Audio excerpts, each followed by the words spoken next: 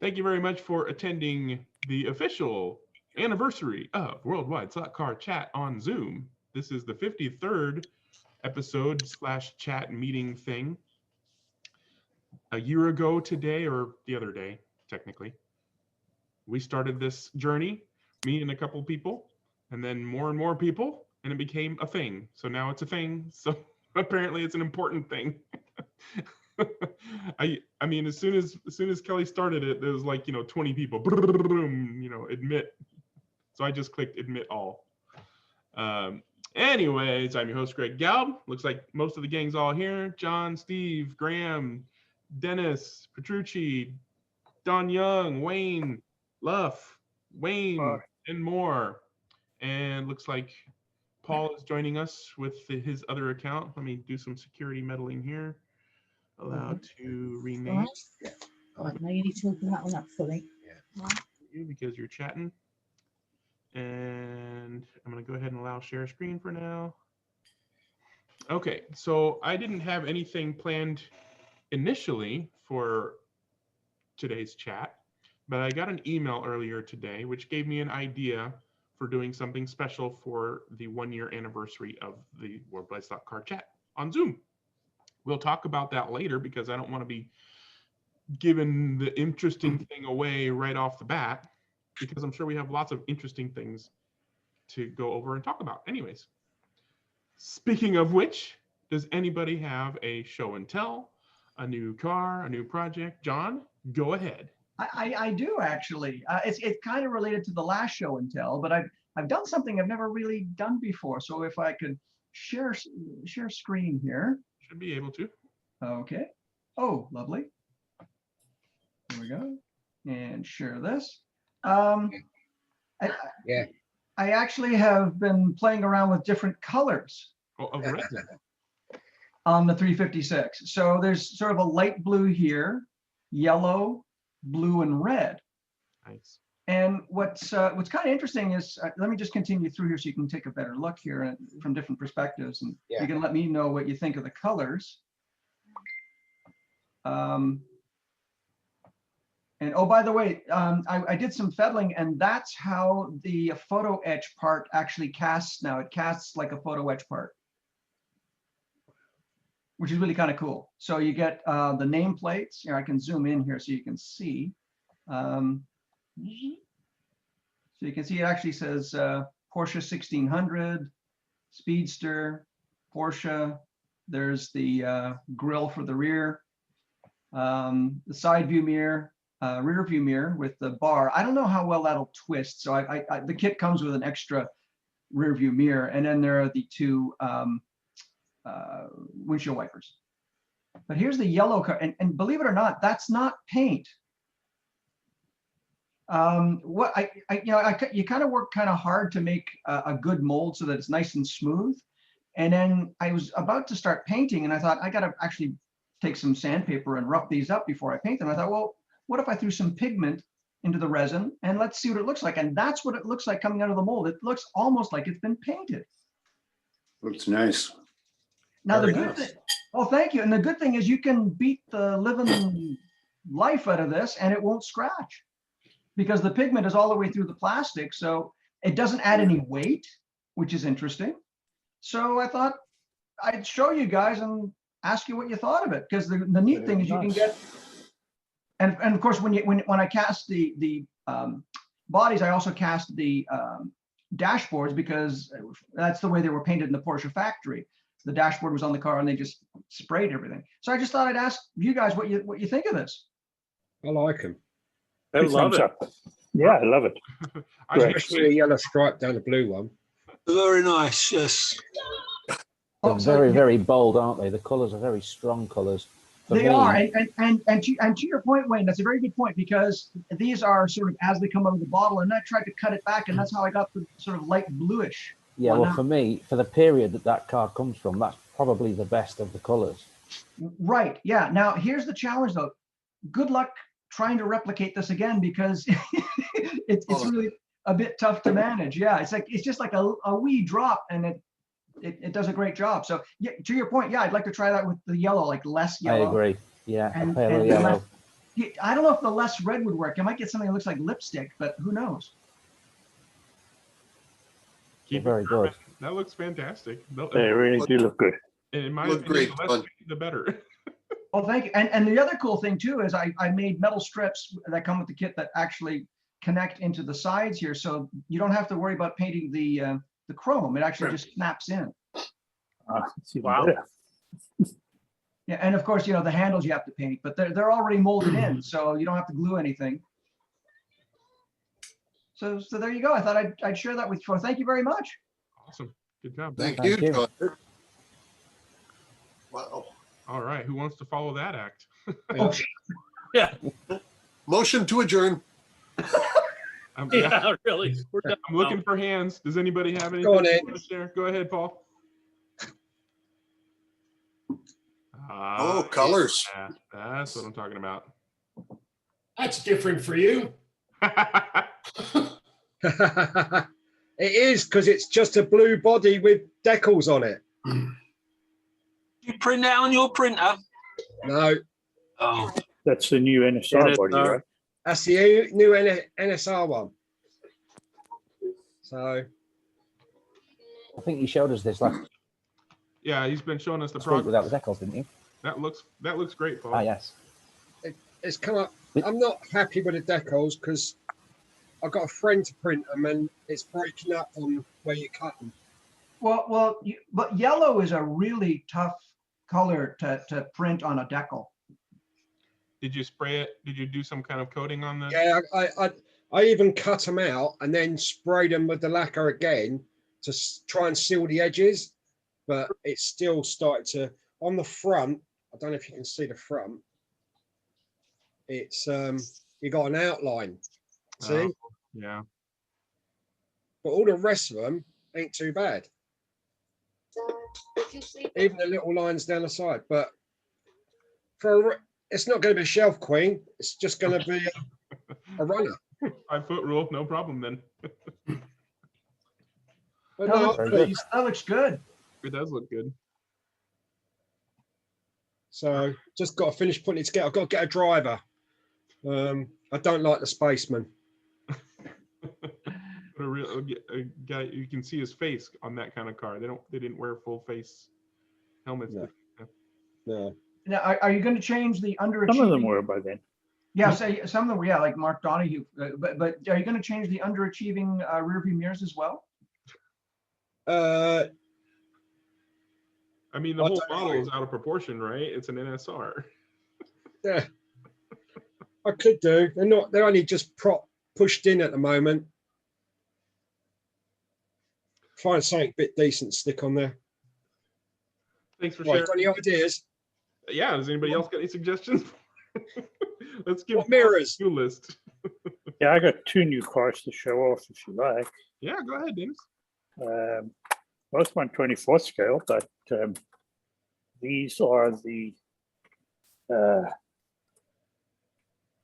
BRM. oh, Yeah. Oh, This is the BRM Simca 1000, Mhm. and the reason I picked this one is that it's obviously not quite in this state of tune or in this delivery, but this is a car that I learned to drive on back in 1969 when I was learning to drive, and took my driver's test in a Simca 1000. So it's pretty nice. It's the regular BRM 2-piece aluminum chassis, angle winder with the cambered rear end. Ray, David Guetta with Bed, and before that, Whitney Houston's. Is that Petrucci again? I got emotional hearing that. That is the first album that I ever. Yeah, Petrucci, turn your radio off or something, dude. Okay, yeah, and then the other one is the BMW 2002 that's just come out. Same thing.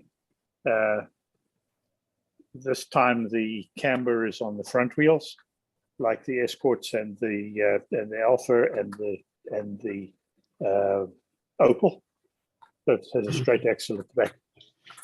What? Brand new and have not been tested yet. So, sorry, Dennis, when you say camber, you mean the Yeah, wheels yeah, that yeah. get cambered? Hang on, I'll show you. I'll take the body off. Wow. The front, these little pillow blocks that hold the stub axles are machined at an angle when they're bolted on. And so you get this 5-degree camber at the front. Now they use the same pieces at the back on the other ones. And what they do is they put a little universal joint in between them. Look at that. Right. Now, And- have you ever translated that into a 1/32 scale car? No, The question is, do they run better with that camber or not? no. No. But they don't run much worse either. So it doesn't really, it's just one of those things that they've done. It's That's down on your contact patch. yeah, Something on the you've front, got that would you've be got just good. about no contact patch with those. The But nice, you'd have the- to nice shape thing- the tires quite differently. if you shape the tires, you could get the contact patch back. Yeah, but I haven't bothered with that. And I have a Mini Cooper that has the same thing. And when you drive that, it's really quite nice to see it in the turns actually roll back. It just rolls up slightly onto the full on the full contact patch of the outside wheel and picks up the inside wheel a little bit. And if you can see it, it actually looks quite cool as it goes around the turn. But yeah, I don't think it makes a lot of difference. It's a You would want to camber the tires to match the camber on the car, both sure. Yeah. both on the other car as well at the front in particular, because at the moment, what that negative camber is doing is narrowing the front track width, isn't it? Correct. Yes, that's exactly what it's doing. Yeah, at the rear, I would probably cone the tires like we used to do on the RC cars, but I like guess the I could do it at the front. Say again? Graham, what were you saying? I like the innovation of, them trying to do that in a mass production, right? Yeah, they've been doing it for a while now, and Yeah. so there's a bunch of the cars are like that. The little Fiats are like that. The Renault Gordini is like that. ET? Mini? Is the Mini got camber? The Mini, yeah. There's 3 or 4 of them that have got that back end like that. I don't. It's I've kinda seen weird. one run. It was the Mini. Yeah. Is there an Opel Cadet too? There's an Opel Cadet as well, yes. Yeah, But that's it where has I'm going. it has a straight axle at the rear and the camber at the front, like the Yeah. Escort and the Alpha and the BMW. Well, I kind of understand, them trying out the whole camber thing as, what does this do? But what I don't understand is why you would do that only to the front on some cars and only to the back on other cars. Yeah, It's like what? maybe you should do it both ends. Yeah, Yeah, I mean, what do you? I would have trying expected. to do here? I would have expected like on the Renault Gordinis or the, well, any of them. Do it on both ends. Anyway, All right, thanks for showing that's off. mine. that. That's mine for today. Anybody else got any show and tell? I'm building a new truck. You're building another new track. It's the hill climb, right? Yep. Is that behind you? I'll see if I can make this work here. Yeah. Oh, there we go. I don't know if you can see that. Oh yeah. Yeah, that's not the American hill climb, is it? That's the a real hill climb, Yeah. a rally stage. Yeah. It Kinda looks starts like at the Pikes bottom. There's a reversing loop at the top, That was about to ask that. and it's just in my den. It's about 79 feet of running. Oh, where's Lloyd? He would love this. It should take about 16 seconds, I think, right now. I can, without any walls up, I can do it in 16 seconds. So you're already running on it. Sorry? You're already running it? Yeah, it's running. I'm just working on the scenery. Oh man. Yeah, he posted a test video not too long ago, showing a car go up and down. Are you selling insurance to the person who sits in that padded chair by the side there? Sorry? That's the Are you market. selling insurance to the person, whoever sits in the chair beside you there?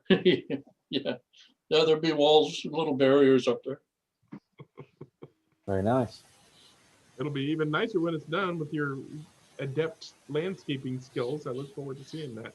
Well, I kind of hit a dead end with the train, so I took it down.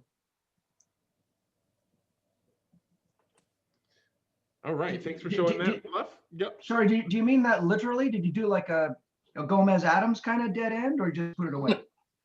But it comes out about every 10 years, and I sort of half-assed finish it, and then I lose interest again. I'll get more use out of the slot cars. Yeah. Anybody else got anything they want to show and share? Any questions you want to ask or topics you want to bring up before I dig into my topic list or talk about the thing that I was hinting at earlier? Is it just me, Greg, or do we have some new people here?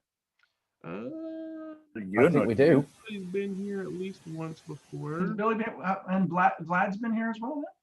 I think you have. Have you been on before, Vlad? Yeah. I've lurked in the background. Hey, Steve. Hi, Vlad. Have you given You us guys- history? Would you like to give us a slot history of Vlad? You know him as, you guys know him as Nimrod. Oh, that guy. We'll forget it. Does that Well, help? this guy's the 3D printing genius, right? There you go. No genius here. Well, I know we haven't. Did you done ever a think a lot- South African would call an Aussie a genius? That's look- where the files.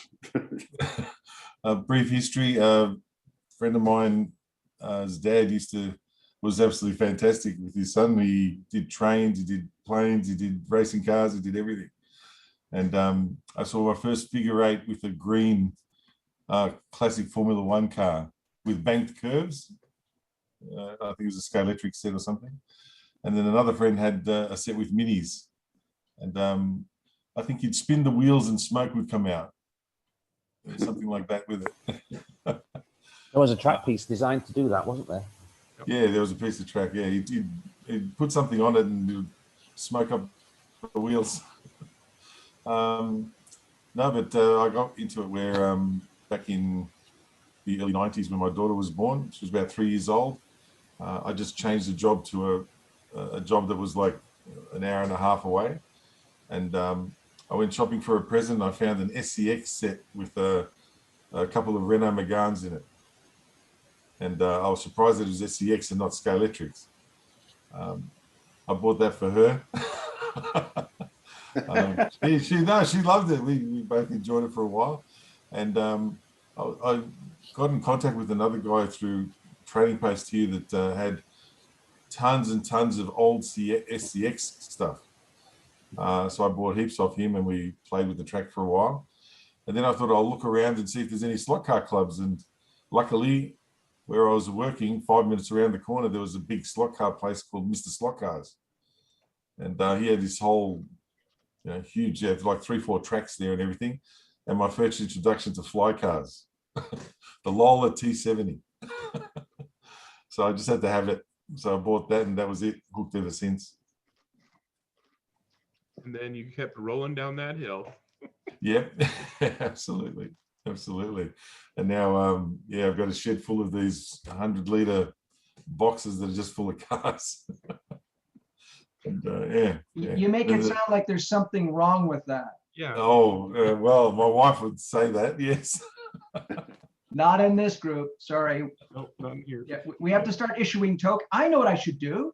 Instead of Wait. tokens, I should start issuing those trophies to everybody in the group to show That would that be you're good, one of yeah. us. What do you think? What do you think, gentlemen? Yeah. Oh, yeah. Agree, there you go. agree. Yeah, all right, done. Agreed. I just know where to, tell me where to ship them. Not pendles. I was gonna say, start making them, and then we'll make it easier for you. I'm serious. Yeah. We should show them at the beginning of each meeting. It'd be awesome. Well, everybody Does that knows mean, that. does that mean the founding members get gold versions? Oh, okay, if you want to start a hierarchy, that's up to you. Can I have mine blue and yellow? My name is Den and I'm an addict. Exactly. Yes. Oh, Exactly. Dan. We love you, Dan. It needs WWSCC on the plinth. Yeah, What should it say? Sorry. WWSCC, Worldwide Slot Oh Cartel. yeah. Oh, that's a good idea. All right. One more thing to add to them. We now have a club. Yeah. Yeah. Well, yeah. The one more thing to add to delay delivery. Perfect. We're gonna cast those, John. Yeah. Yeah. I've already got them. Have you not seen the little? Oh, here I got. Hey, one moment, caller.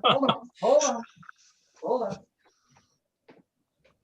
What's really funny is it's my daughter and wife you have to thank for this, because I showed them to her. She, oh, they're so cute. People will love them. I went, nah, nobody will like them. It's like, yeah, everybody loves them. I've got better pictures, and then you can also I also did them in clear. And they do have the checker imprint on the flag, don't they, John? Oh, absolutely. Yeah. In fact, if you like, I can share. Let me just one moment, caller, and I will share photos here. And I'll show you exactly what they look like. Sorry, Mark, I thought maybe you saw them from last time. I apologize. He's just helping you plug. He's shilling for you, John. He's shilling. You get a cut. Oh, hey, listen. That's good. That's only good business. I've got to have a yellow stripe through the middle of mine, John. A yellow stripe. Oh, right. Never mind. I did them. Do you want to see the colors? I did them in different colors too. But hang on. Let me just share my screen here first, just to, I was going to say, show. There we go. Let me just share this. So there they are. So that's just in plain resin. Well, actually tinted resin, and then that's the clear one. Is awesome because you can see the checkered flags between them. That's cool. Isn't that cool? So hang on, you guys talk amongst yourselves. I'll stop sharing, and I'll get the different colors. And we you want a hierarchy? We can build you a hierarchy. Never mind the colors. I want my name on it. Okay. I think we should be issued. Okay, let me point out something. And Mark, I'm sure you'll back me up on this. This is why I hate focus groups. Designed by committee. Yeah, that's right. Yeah, well, it's the old adage that you have a focus group and people say, "Oh, I want this, I want that." Okay, you got to pay for it. Oh no. No, you're supposed to give me what I want at no additional cost. But I'll tell you what. You guys chat, and I will go get the different colors so you can see them. I'll be right back. Okay, well, here's something to chat about then. Somebody messaged me earlier today asking, because they're running a Trans Am class, I'm pretty sure it's Skelectric, which car would I choose? And I'm like, geez, off the top of my head, I don't even know. But I'm like, okay, whichever one has the widest stance and the lowest roof. So if you guys had to pick from a Skelectric classic Trans Am class, so early Camaros and Mustangs and whatnot, what car might you choose? Is it just Skelectrics, or they're letting Pioneers run? I would go ahead and add Pioneer. Usually when we run Skelectric Trans Ams, the Pioneers are also allowed. Yeah, we do too. Then I'd run a Pioneer. Pioneer what though? That's just because the motor's better. I mean, Yeah. Pioneers have lots of advantages over Skelectric. I'll agree with that. But which? Yeah, they do. Which model? I like the Camaro, personally. Yep. I've tried all of them. I hate the Camaro, but I would buy it because it's fastest. It is. You hate just that Camaro, but I'd use This it. Pioneer or Skelectric? Pioneer. If I was running just Skelectric, I would also choose a Camaro. Yep, the 69 probably. Well, the 70s are pretty good too. I think that's what we ended up on is basically the early model Camaro, because it has the lowest roof line, and generally they're all pretty narrow. So you just got to get that weight down low. Interestingly, the Mustangs are the narrowest, of course. Yeah. The Mustang actually works quite well if you're running with magnets. If you're running without magnets, it's a different story altogether. They're all pretty close. They're all pretty close, though. I mean, none of them are like a runaway. You kind of can't go wrong. It's going to be mostly. What about the Javelins? Same thing. The Javelins are really good. Oh, they are. Yeah, we found them really good. I like the Javelin in that it's quick because it's inline, but it seems even narrower and taller to me. They fall over. Yeah, it does. Yeah. SCX has got some quick ones. We allow those to run too. The Really? Dodges. Cooters. Yep. The Challengers. Yes. Yeah, that's where I would go. If SCX, That's actually a nice car. That the original SCX Challenger is pretty nice. Really nice. It worked quite well, despite the if you can get some performance out of the motor eventually, or change the motor out to something more like the Scalex or Pioneer, then they run pretty well. well, The motors are bust fun. the door wide open and go some 3DP chassis with full slotted. I've got mine with a moving weight, a sliding weight. Are you serious? What? How did you do that? You know, the pocket for the magnet, Uh-huh. there's a piece of brass that fits in there. Okay. Looks like It moves about an inch either way. Looks like the driver does it too. the whole Like you got a interior. sliding driver there as well. So it puts a little more weight on the back when you come out of a corner. I claim it works. You claim. Yeah. Okay. That's my story, and I'm sticking to it. That's his story, and he's stuck with it. Well, you got your colors ready, John? I think that was a quick chit chat. It's gone. Yeah, you're muted, by the way. Sorry, yeah, I guess my wife was here and she muted me. That's about right. Yeah. That's So of course we have yellow. We have no, sorry, I haven't taken all the flash off, so I apologize. These are pretty much out of the mold. So you can see the yellow one there, That's mine. and you can see red. Right, there's the red one. Like red. And of course blue. And again, sorry about the flash, but that's the way they come out of the mold. And then you just plop the flash off. And I know somebody's gonna want blue and yellow. Yeah, I mean, I do, but I'm not going to make you do that. Paul, you can. I will. And down the You middle of the actually car. And then there's a different style of trophy. This is the one that my daughter made for Giovanni, and it's got this little sort of top to it. I don't know if you can see that. And there's a base that goes with it. Oh, well, it's This so actually clear. glues on top like so. And then we also cast that in clear, which is really kind of cool. So that goes on top of the car? Or? well, it actually goes on top of this little base, or you can just have it as a trophy on its own. Okay, who is chewing ice? I hear crunching.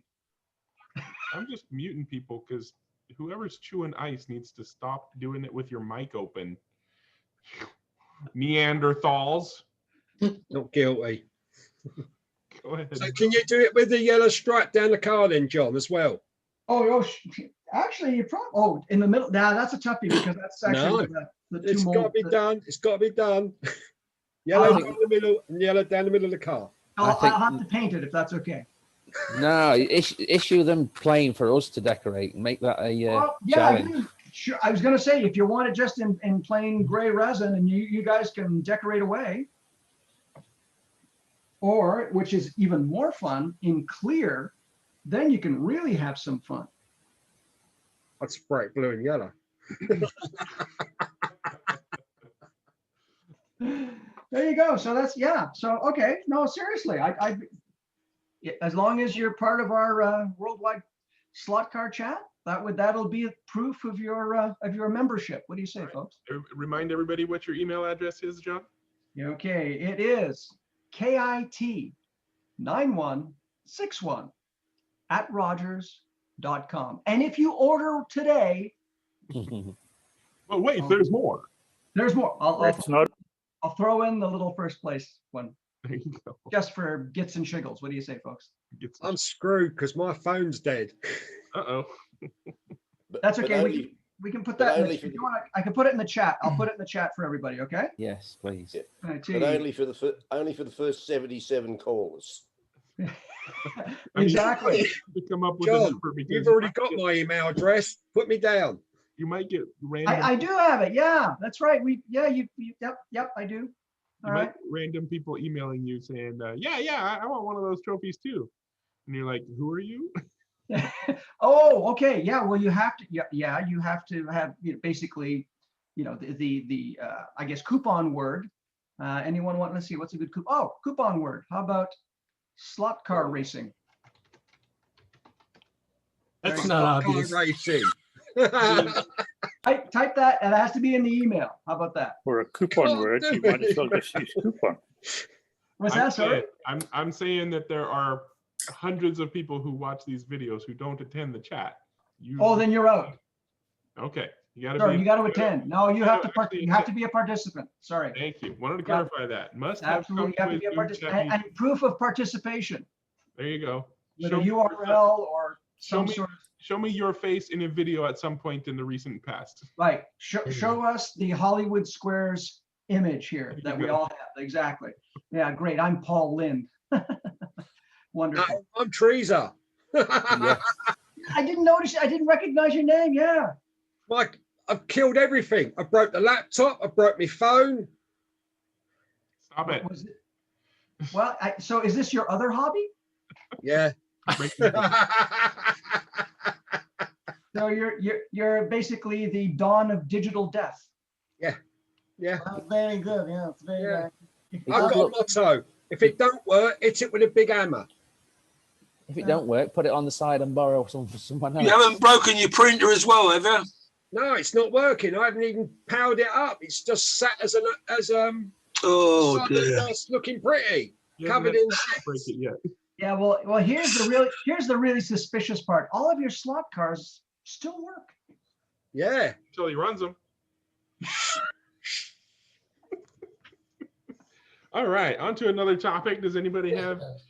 I always go back to show and tell because people start pulling show and tell out of their hats. What do you got there, Big Dan? Big Den. Let me ask to unmute you. You need to unmute yourself there, Big Dan. And there We were talking Trans Am. I don't know whether this qualifies as a Trans Am, the Mercury Cougar.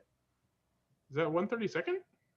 Yeah. Yeah. Oh, Yeah. it's on the big side for some reason. Yeah, scale extra. It's put it up against my Pioneer Mustang. It's quite a bit longer. Yeah, it looks like a- Yeah. that would It's go pretty good. high though. Is it Yeah, pretty- this is the one not to run. Oh, Yep. okay. I don't know what they did with that thing. The chassis is really weird, and the front, the Yeah. nose of the car rides about 6 inches too high. Yes, it sort of steps it right up, like some of the Ninko narrow cars. It steps up, and you've got like raised little sides, and it's it's not my favourite car on the track. I can tell you that. It's So, like the Carrera Superbird, isn't it? oh yeah, Superbird. Oh my God, no. That goes. This ain't Carrera. No, we're not having that. I put one on the track. It went the wrong way. I thought, what the hell? I Polarity didn't realise there's a switch under them. Well, I'll go ahead and talk about the thing that I was hinting at. The email that I got earlier was a notification from Google AdSense that I would be receiving a payment soon. This is, of course, for advertising on YouTube videos. So every time you allow an ad to play, and I try to make them skippable because I hate ads, so I skip ads all over the place. So I'm not going to give anybody grief for skipping ads or using an ad blocker. But every time an ad plays, that goes towards revenue to the channel. And it takes a while to build up enough for me to actually get a payout. I don't even remember the last one I got. But I told it to do a payout every $100. So I got a payout of a little over $100.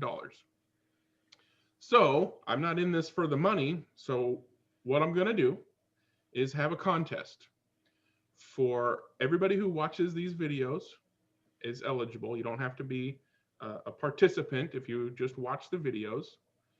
I will purchase this time around anyways, a 132nd size slot car of some kind and ship it to whomever the winner is internationally. So I will buy it as locally as possible. So if somebody down under wins, I'll buy it at, Slot Car Armchair Racer or whatever it's called, or whatever. I'll buy locally and have it shipped directly to the person who wins. We are, as a group, going to decide what that car is. The winner does not decide what the car is. So start thinking in your head of a 132nd scale slot car that you would love to win as a prize, or you think any slot car enthusiasts should have in their collection. It needs to be readily available, so relatively new release that's not like instant sellout kind of car, and $100 or $100 USD or less, because I can buy that and still May I suggest something? Perhaps choose a car that requires tuning, which would require watching old episodes of our Zoom chats. So that's something for you guys to think about. We're going to talk about, we are going to decide as a group today what that car is going to be. In order for It's going to be a fly, eh? In order for, yeah. That's a really good suggestion. Yeah, it's a great, because it looks great. And just get the body, keep the body, throw the chassis. I'm going to mute everybody if you don't let me finish. Let me finish. Gentlemen, thank you. Jeez, I feel like I'm talking to a group of 5-year-olds. We are. You are. So let me finish or I'll mute everybody. Jeez, Don, you're the worst. Anyways, so in order to win this car that we will decide here in a few minutes what the car is, you must be a subscriber to my channel. So if you're not already, click the subscribe button. If you're watching this on Facebook or something like that, what's it going to kill you to go click on the YouTube link? And, you know, if you don't have a YouTube account already, I don't know how long you've been on the internet, but if you have a Google account of any kind, you also have a YouTube account, because they're basically the same account now. Subscribe to my channel.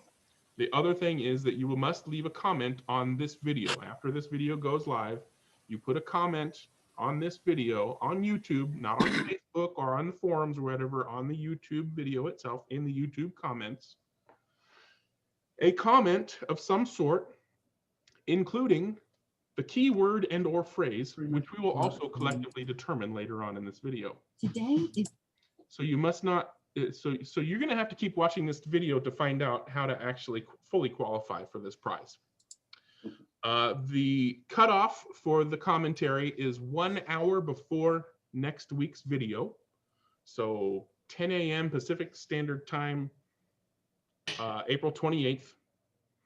But otherwise, whatever your time zone is, an hour before our early time frame, which is what next week will be, is the early show, not the late show. This is the late show. Next week is the early show. An hour before that starts. That's the cutoff. So get your comment in soon, so you're not having to worry about cutoff times. And that's pretty much it as far as qualifying. You know, subscribe to the channel and put an appropriate comment in with whatever keyword or phrase we decide on. So again, the limitations are $100 cap, $100 USD cap, not including shipping, and a 1/32 scale car of any brand, any type, any style. So who wants to offer their first suggestion? We'll take a few suggestions. Who wants to be the first to offer an actual, I think. I've got one, Mike. I've got one, Greg. Go for it, Wayne. The comment, should it be any comment, or should it be a comment with a suggestion of a topic or something along those lines? Coming up with topics that we haven't covered a million times is hard, so I'm not going to put that on people, but I appreciate that. Mm-hmm. So any comment? Any comment, but we're also going to come up with a word or phrase that they must include that we'll talk about later in this video. Yeah. So how do we choose a winner from that? I get an email every time, and the winner will be chosen at random. I'll use a random.org randomizer. I'll basically put in all the names or screen names, account names or whatever of all the people who qualify. And on next week's chat, I will pick the winner from those qualifying entries. And so it's about a Fly Lola T70. A Fly Lola T70? For the car. For the car. Fly Lola T70. Why that car in particular? Because you can throw the bottom away and you can start from bottom upwards. So you're throwing them straight in the deep end, huh, Paul? Yeah. What's that? Or an NSR, any NSR, or slot it. If it costs me $100 or less, yes. How much are NSRs in? But it's going to be one item. I'm not going to buy the Fly car and a. No, I'm just saying. You know, what's the cheapest brand or how dear are NSR or Slottits over there? Most NSRs or Slottits come in under $100 USD. NSRs tend to be a little more expensive. They tend to be a little more expensive, but they tend to be under, especially if I can get it from somebody not in the States and ship it pretty much anywhere else in the world. Like it's cheaper for me to buy a car, an NSR on Pendles and ship it here than it is for me to buy local. Yep. So That's if they're in stock. Well, yeah. So the car will need to be in stock. Was that, Graham, what that car you were showing, was that the Fly Lola 270? That is? I mean, it's a beautiful car, but I wouldn't want to inflict a fly on anybody. But you're still muted, by the way, if you were talking. There you go. These are available in the US for $25. So yeah, I'm not trying to cheap out on people. No. I mean, you guys, we want somebody to be happy to receive this, obviously. Well, then we want to buy them a car that's a winner out the box, don't we? You kind of want to get them a good car that doesn't require a lot of tuning to have good performance, but also can benefit from some tuning. So yeah, I was thinking more along the lines of Slotted, Scale Auto, NSR, that. But NSR Mosler. NSR Yeah, Mosler's that would be my choice. Yeah, Mosler. They're real good cars. Pretty much any NSR Mosler, right? Whatever the livery doesn't even matter. Yeah. What about a Revo slot? That's just what I was going to say. Yeah, absolutely. You can't get a better running car out of the box, can you? Really, you're right up there with the best with that one, I think, for out of the box performance. And a lot of people probably don't have one of them. That's right. That's going to be an uncommon one for a lot of people, especially people who are new to the hobby. Any particular model that you think Revo Slot is well represented by? Everyone loves a Porsche 911. Yeah, I mean that wouldn't be my first. Yeah, and the 911s color are great. ones are great. They're all good, but probably the best working one of the whole damn lot is the Ferrari F40. Yeah, that's what I was thinking. Yeah, that'd be a good one. Thanks for that tip. That's what I'm going to go by. Yeah, I mean, unless I can win one. You are certainly eligible. You just have to. Yeah. Everybody here is eligible. Everybody watching is eligible. We're eligible? Yeah, of course. Why not? Wow, so it's open. It's open to staff. That's awesome. You could even win a booby prize. That one about friends and family and employees doesn't apply right here. Hey, what are you talking about? I am the booby prize. Yeah. Oh no. Oh, John, that'd be one of your female track figures. I've seen them. Oh yeah, exactly. They're in various sizes. Yeah, we went full airbag to yeah. There is one restriction, and I think I forgot to mention this. So Jeremy or whoever may be taking notes or writing reviews or summaries of what happens in the chat, you must not speak of the contest. The only people who should know about this contest are people who watch this video, and the only people who should know how to qualify are the people who watched enough of the video to get all the little bits of information that we're going to drop. So John, no telling the missus.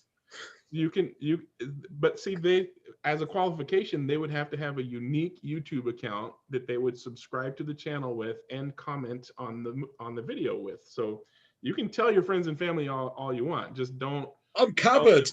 Don't tell them why they're watching this video. Say, hey, you should totally go watch this video. You'll really love it. Wink, wink. But don't post online saying, hey, Greg's running a contest for a free slot car. You could win a Mosler or a Revo slot if you go watch this video and do such and such and such. Well, Teresa, if you're going to do it, I'm going to start a new channel and call myself Loretta. Lolita. No, Loretta. I think Wayne's choosing Lolita for his name. So, Revo slot. Are we agreed on that car? Well, does anybody have any other suggestions? I mean, a slot at Ferrari F40 or the Polycar Ferrari F40s should be a contender as well. I agree. They're both good. They're fantastic. I've never raced the Revo slot F40, only the slotted, but I know the slotted is fantastic. Revo slot's quicker though. Is it? It'd be hard to get one of the Ferrari F40 slotted kits though, wouldn't it? That's why I said Polycar. They re-released the F40 and the Polycar, but I'm pretty sure it's the same car, pretty much. Oh, pretty much. Yeah. And it runs nice also. Yeah. Actually, it's not the same car because when Slaughter produced F40s, they did them as inlines, and all of the Polycars are sidewinders. There you go. That's a good point. But even Polycar as an F40 may not be that easy to find right now because they haven't produced a new one for a while. Oh, well, that's a good point. And the Revo slots are fairly recent. The Revo slots are very recent, yes, and there are quite a few nice liveries. So it will be available in most countries right now. Then. Yeah. The other car that might be nice to consider would be an MR slot car. I was about to mention that. Either the Porsche, either the 911 GT1, or the McLaren. Yeah. Mm. McLarens have been around a while, so maybe people have got some of them. The 911 GT1s, there are a couple of liveries, but there's probably still new liveries coming. Those are nice cars. Yeah, I've got a Mr. Slot car McLaren that's pretty nice. They're a little bit more tricky to get the most out of, though, than like a Revo or a Slot at least. Just got to change the tires. Yeah. And watch the chats. Join the chat. Yeah, yeah. And the newer MR slot car McLarens have the flat 6 motor in them. So they're a little milder than the earlier ones, and it seems easier to get them to run well. They're very pretty. Okay, so I think we have the NSR Mosler, Revo Slot F40, and the Mr. Slot car McLaren as 3 worthy contenders. Does anybody have anything else they feel is a worthy contender? Greg, I was just sort of having a look at our local armchair catalogue, and if anyone likes to Google Revo slot model RS0077, it's a Dodge Viper, but even better than that is blue and yellow. Yay! I think I have it. Yeah, and I certainly hope Teresa doesn't win it because she'll probably break it. Is that the one that's martini liveried? It's a fantasy martini livery, but yellow. That's the one. I'm sure it is martini, but it's something. Oh, hang on just a minute here. It actually says Fuji film. Mm. Oh, I'm thinking of the There's a red and blue one, and there's a yellow and blue, and they just got a Fuji film plus a myriad of other sponsors on it. Yeah. That's the one I was thinking of, but the martini one is the Marcos that I was. Oh yeah. Anywho, so it sounds like we've got the top 3 to choose from. So we're gonna take some whittling down votes. In the chat. Did you have another suggestion, Wayne? No, I was going to suggest we did that in the chat. Place your votes in the chat. But then I gotta scroll it down. I just want to make it easy because I'm lazy. Okay. Revo slot. All right, everybody, shut up. Well, here's how we're gonna do it. So we have the 3 choices are NSR Mosler, Revo Slot F40, or the Mr. Slot car McLaren. If you want the NSR Mosler and neither of the other 2 to be the prize, raise your hand. You don't have to vote for your own suggestion. That's okay. But okay, we have 1 for the Mosler. So we have 2. Oh, was there 2? Yes. Okay, 2 for the Mosler. If you want the Revo Slot F40 to be the prize and neither of the other 2, raise your hand. 1, 2, 3, 4, 5, 6, 7. My hand's raised as well, Greg. So that's a few. And okay, so that was like 9. And if you want the Mr. Slot car to be the prize, raise your hand. My hand's raised. All right, thanks, Chris. The Revo Slot wins hands down. So, so a Revo Slot F40. So I might have to just choose whichever is the most available livery at the time from whomever, whatever shop I end up buying it from. So we won't specify the livery, but I can't imagine anybody not being happy with any livery of that car. Beautiful car. So the prize is a Revo slot Ferrari F40. Thank you, Petrucci. What are you showing Is it up? Polycar F40? Well, it's in your bright light, which we can't see. Hold it up to the side. There's a Still blue in one. the box. I haven't unwrapped it yet. Oh, what are you doing? Release it from its plastic prison. Yeah. Now you don't have Yeah, to do it now. confirm it's a sidewinder. I'm not going to deny Dennis's knowledge on that one. Okay, so then the next thing we can talk about is another topic. We'll come back to this again later to determine the keyword or phrase that a commenter must include in their comment. So let that roll around in your head. Let's talk about something else. Does anybody have anything they want to talk about before I dig into my Tubbo topics? Well, we could circle back on something I brought out last week. Absolutely. I did say I would get back when I'd done a little more experimentation, and I have. So it was, if I can share my screen, I hope it's just press Chrome. Do we see this photograph of my track? Yes, we do. So this is, I couldn't show it as well with the webcam as I can with a good photograph. Yep. This is the nature of the rails that I was trying to correct with last week's discussion point. And I was given a couple of new ideas to try. As you can see, I hope you can see my pointer.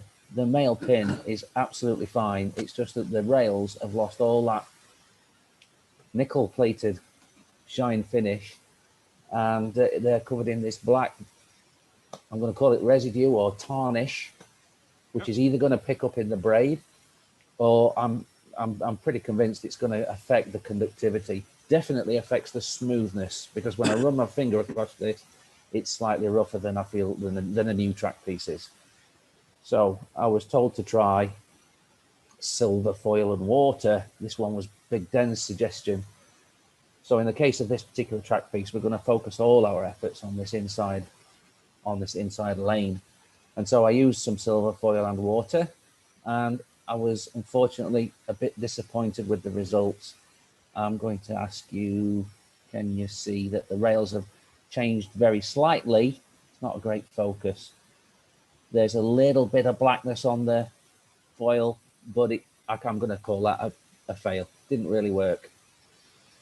So I went on the interwebs and I did some research about nickel plating and about how to remove tarnish from nickel plating. And it turns out that all kinds of products, kitchen products, musical instruments, and in particular, I found a thread on this in a fluting forum, flautists, the flute players, and they were saying that around where they put their lips on their flute, they get a similar black tarnish. And how do people go about polishing that out and removing it? So I'm going to keep referring to these white tissues. Each one is a different one, and this is what I've managed to rub off the rails with the white tissue after each process. And I did manage to lift a bit on the foil, and I lifted a bit after the foil. This is the first rub after the foil, and I get a little bit of that black off. Right, Wayne, so we're going to say, sorry to interrupt, but in your research, did it state what causes the tarnish? Like what chemical reaction is happening? Well, the answers I was seeing were water droplet residues and finger and skin greases and oils. But I have licking the track. Nobody's licking the track. Yes, licking the track. Well, that would be a bad thing. But to that point, then it sounds like it's some sort of acidic reaction. I don't know, but one of the solutions that I found commonly suggested was a 50-50 mix of vinegar and water. So that had to be tried. Oh, shucks. I'm all out of order. You're seeing everything here, aren't you? Where's my vinegar? Where's my vinegar shot? Don't worry about it. Just keep... So hang on. I don't know. You went too far back. So vinegar shot is like a money, I've lost all my photos. Let me stop the share and do that properly. Get that back. Get me browser back out. Meanwhile, Petrucci is showing off his. Oh, what do you got there? Show us the underside. There you go. Hold it up in front of the camera, not the screen. There you go. Ah, Sidewinder. Sidewinder. Still a good format. And I mean, I can't imagine it's not still a good racer. Right. All right. Thanks for showing that one, Petrucci. I'm coming back. I'm coming back on the share. There's the red one. Oh yeah, those are nice looking cars. So we got a little egg cup, and that egg cup was given to me as a gift when I was about 8 months old, I think, when I was given my name formally.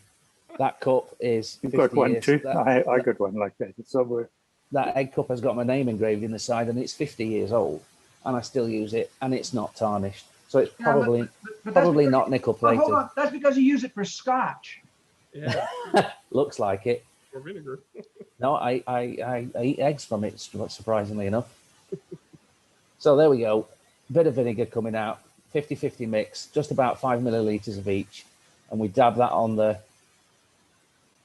What happened? We dab that on the rails, and I leave it there for 30 minutes, as suggested by the forum that I'd read about doing so. And I think this is the photo with the result. Yes, there's a little bit of wetness in that cloth. I got a little bit of black off, but nothing really changed. I'm certainly not where I want to be with the condition of the rails. So I'll continue. I then decided to continue in the science lab, MacArthur mostly science lab, which is commonly known as our kitchen. And I found some caustic soda in a can. And I thought, let's try and find out whether we can improve this or ruin this. And we'll spray some of that around. So I lobbed a bit of that on, and this is as accurately as I could do it from a spray can. Now you'll notice I'm on a piece of glass and I'm wearing gloves at this point, although you can't see my hands, because caustics really, really attack skin and fats and acids and things. I think it's quite nasty. And I got a little bit of overspray here, which I'm glad I didn't get on the kitchen worktop, otherwise I've probably had hell to pay. But there it is, it's sat on a piece of glass. So we leave that for another 20 minutes, half an hour between somewhere in that window to see what's happened. And lo and behold, what I discover in the meantime is that oven cleaner actually cleans the glass in the oven. Who'd have known? That's probably why it's oven cleaner. So this was the result once I'd rinsed that under the water tap. Or no, I hadn't. I'd wiped it at this point. I got no blackness on the cloth. There's still a little bit of residue on the visible just there, look. And there was a change to the rails. They went almost uniformly grey. Yep. By this time, I've applied 2 or 3 different chemicals and acids and one thing and another to try and improve these rails. And they are sort of improving. But now we've actually made a change. The shine is in the little gaps in there, and I seem to have smudged the black stuff into greyness. So I'll move on to the next. I'll move on to the solution that eventually worked for me. I think. Oh no, this was another suggestion. Who suggested this one? It was Nick, wasn't it? What's it called? A Scotch Brite pad. Yeah. So obviously now we're headed towards abrasion for a solution, aren't we? And yeah, this is the rails as I was attempting to tackle them. This is after the process with the oven cleaner. And then gave it some rub. And of course, any blackness that would have come off the rails would have been in the pad. And there you can see there is a little bit of darkening going on there. But it's very, very difficult to rub the rails and not about 5 millimeters of the track as well as the rails. You certainly can't pick out and rub one rail. So as you can see, I've got a bit of abrasion marks beginning to appear on the plastic track. It's taking quite a bit of effort it starts quite abrasive and then it goes dull pretty quickly and then it starts to fall apart. As you can see, I'm beginning to cut through this here. And the result was, well, the result was this. Some improvement, but certainly not what I can achieve easier and quicker using my P600 wet and dry paper, which is not rough. It's not really rough. You sometimes struggle to know which side of it to use. This starts out, I mean, this is mostly knackered. As you can see, it's pretty flat there and it's got a little bit more grit to it there. But as you can probably tell, I've tackled this single inner of the radius rail and not really done anything with the outer radius rail for comparison. And I'm getting there pretty much effortlessly and straight away. And this is what it looks like when it's used wet, and it was used wet. As soon as you give it a little bit of rub, you get this black puddle appear, and then you just pick that up with the tissue paper like that, and it's really, really quick. So at the moment, you can see I've done the left rail or the outer rail, and I'm about to do the inner rail. Now, Wayne, is the black from the sandpaper or from the rail itself? The black is the rail. The black is the residue coming off the rail. The black in the paper is always the residue coming off the rail. And I've done it. I've had little bits like this 3 or 4 times already from all the processes I've tried, all the chemical processes, and eventually ended up going back to abrasion. Mild abrasion, but is better than harsh abrasion. And I find that rail rubber. We spoke about the rail rubber. I have got one. I've tried it in the past, and I find that it's a bit too harsh. It puts scratches in the rails, visible scratches in the rails, and it drops little rubber balls. So yeah. Hello. Have you tried these people? Cooks and Gold jewelers. No. They do types of metal cleaners. Let me come back to you on that, Petrucci. I think we're very close to my last photo, but I'd like to have a look at whatever it is you're trying to show me because I can't see you right now. So this is the process. I can run right up to the edge of the track without actually abrading the track surface. I can, just using the edge of the paper with 3 fingers like this, I can cover quite a lot of area, and I can even abrade, just polish 1 rail if I want to. So it's highly accurate. And these are the results. I did 2 different efforts with this. The left rail I went much, much further with than I did with the right rail. And I don't know whether you know, but you can still see manufacturing scratches, or there's horizontal marks in this rail. If you look very, very closely at a piece of Scalextric Sport Track, you'll see that there are little horizontal marks. And in this case, I've gone very briefly, and in this case, I've gone much longer. But at no point did I ever get the feeling that I was actually abrading off any surface finish. Yeah, you'd know pretty so quick. There, the color changes visibly. You'd know once you got through the nickel to the steel. There'd be no doubt. You'd know. I hope you would know, because I don't think I've ever done that. Because I dare not. I don't want to anyway. And even this track piece, even though I've given it the abuses I have, it's survived. And it's going to be, I've still got it in this condition. You can see the difference, I hope, between the left outer rails, which are just grubby and awful to look at, and this, which is like nearly new. I spent hours on this because I spent some time giving all those processes time to operate. And this is what you get. You don't get burnt fingers. You don't get, I mean, vinegar stinks. You know, it stinks. All you get for this is dirty fingertips. Well, it looked like the vinegar you were using should be used for chips. It was malt vinegar. I did look around for any white vinegar or anything else like that. And today I managed to get my hands on a little bit of apple cider vinegar, which I think was a bit more potent than regular malt vinegar. And I tried that on a rail and it didn't work either. Well, the good news is with some white wine and shallots, you make a great beurre blanc. Yeah, probably.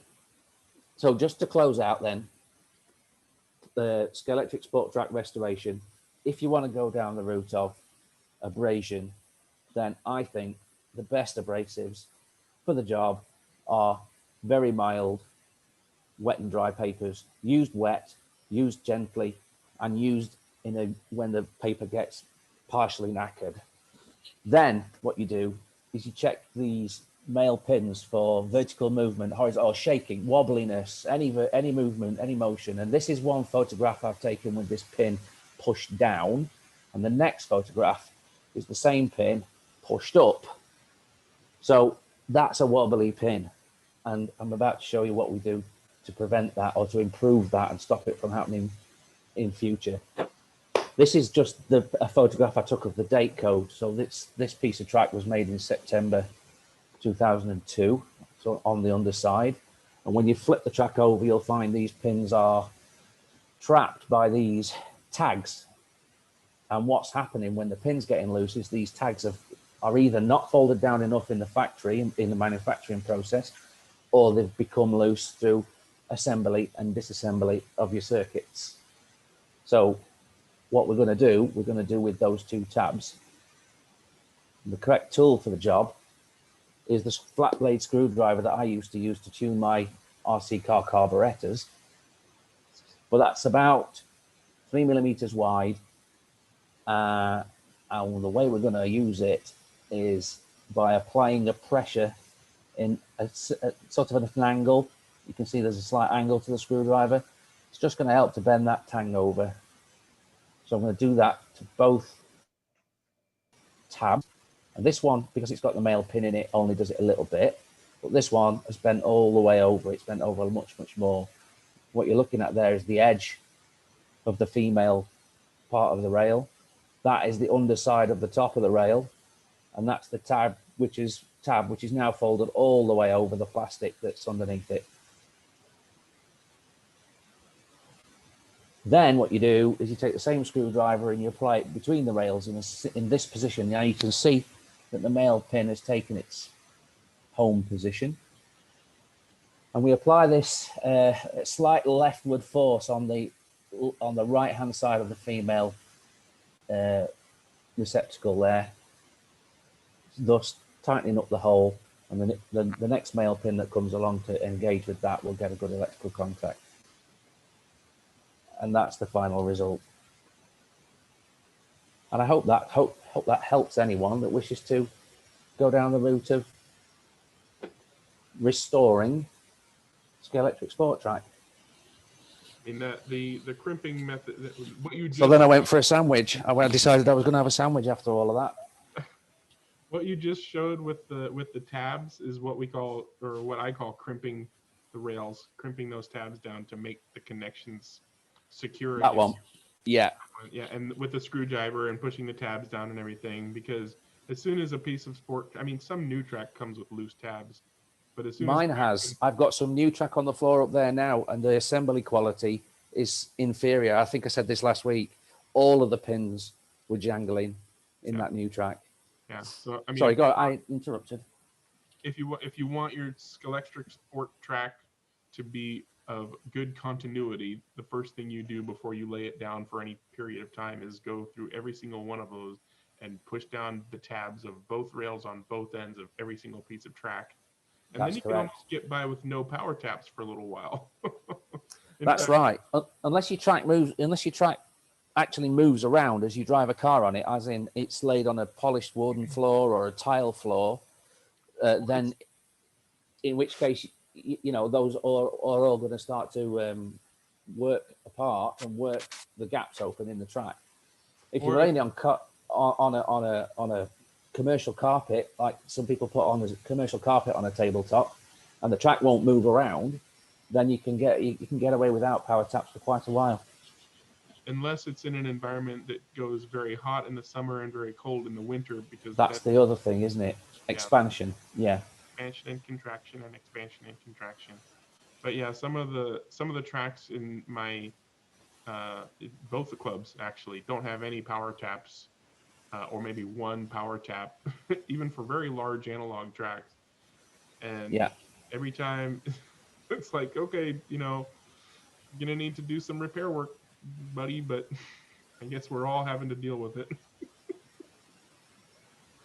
Well, that comes from experience of using it, and I'm very good friends with a guy that runs commercial events for round table or team building exercises for companies and things like that, and he can build a track on whatever size of table and size and shape of table he can assemble whilst he's at a venue. He's quite creative like that, and he throws it down real quick, and he does this with his track pieces, and they go together.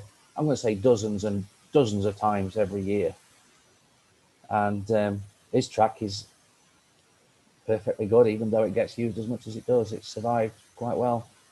Yeah, and I'm sure every once in a while he's got to just sit down and go through all those tracks to retighten all. Well, the bending of the tags underneath to tighten the pins is the one that takes. It just takes the put your finger on the end of the pin and give it a jiggle, and if it's fine, it's fine. But the one he always does is the one with the screwdriver in the end of the rails and just tweaks the socket tighter in every track piece as he's assembling. Yeah. Yep. Good stuff. Thank you. Did anybody else have anything they wanted to circle back on or bring up?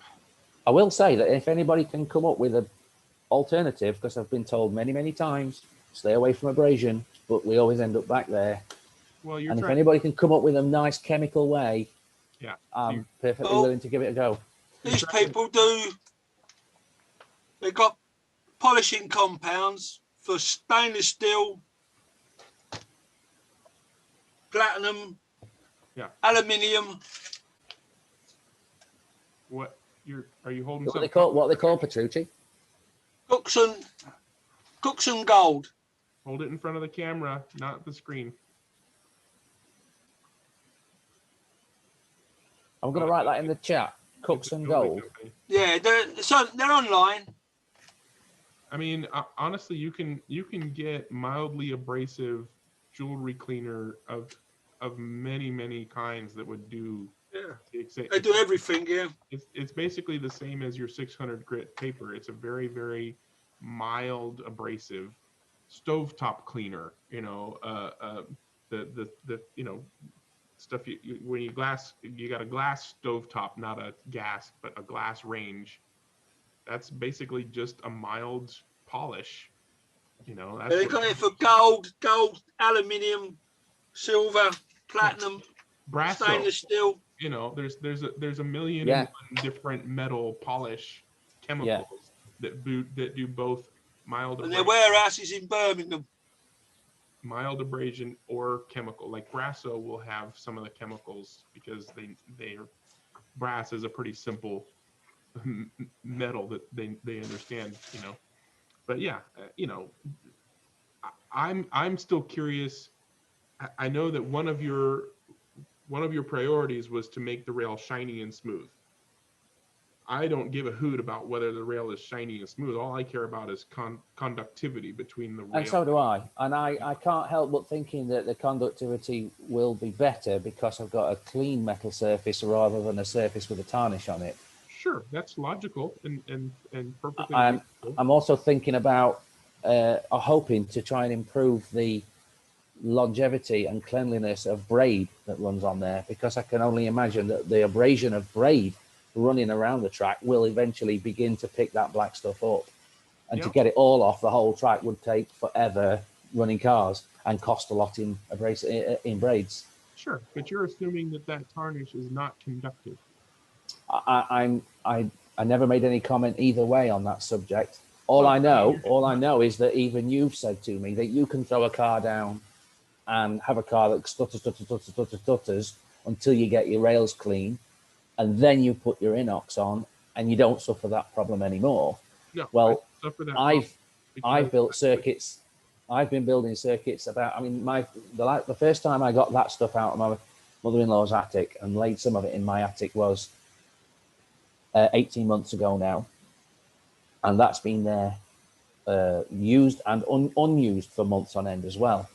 And every time I go up there and switch it on, put a car down, it runs perfectly first time. And that's because I believe that's because of the attention I paid to the old track pieces before I even laid it. So you've done this kind of thing to all those track pieces before you put it down? Yes, all my track pieces.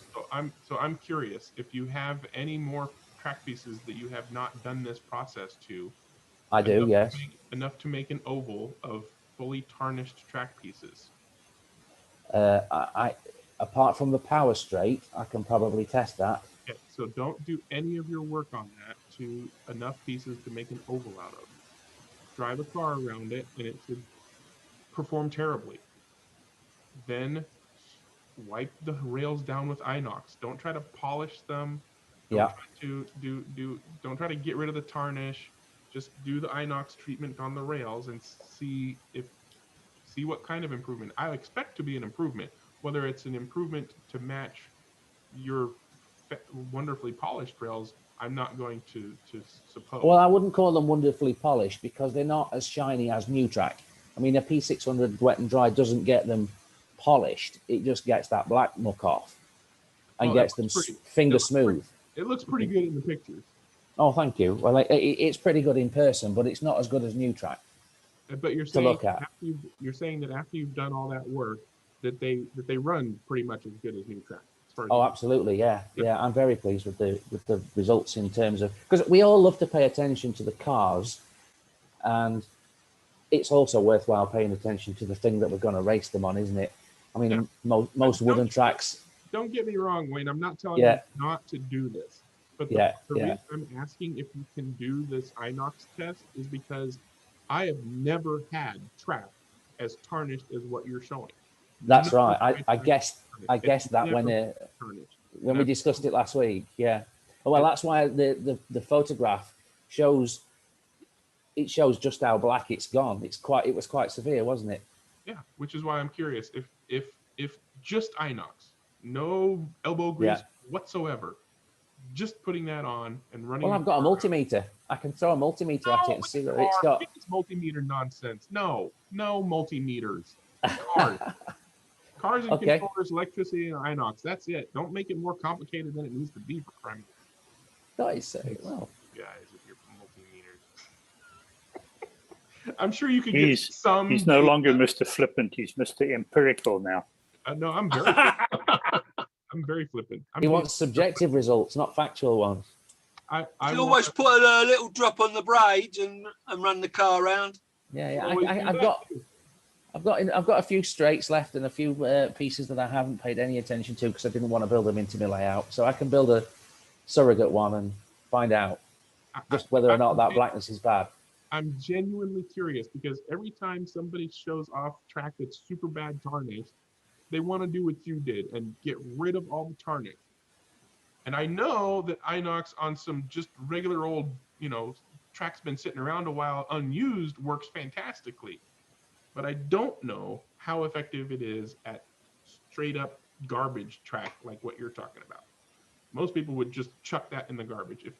That's basically on the line between rusted and there's no pitting, there's no brown rust, there's no steel rust at all. Yeah. And that was a critical thing because if I did find any of that, it would have been in the bin.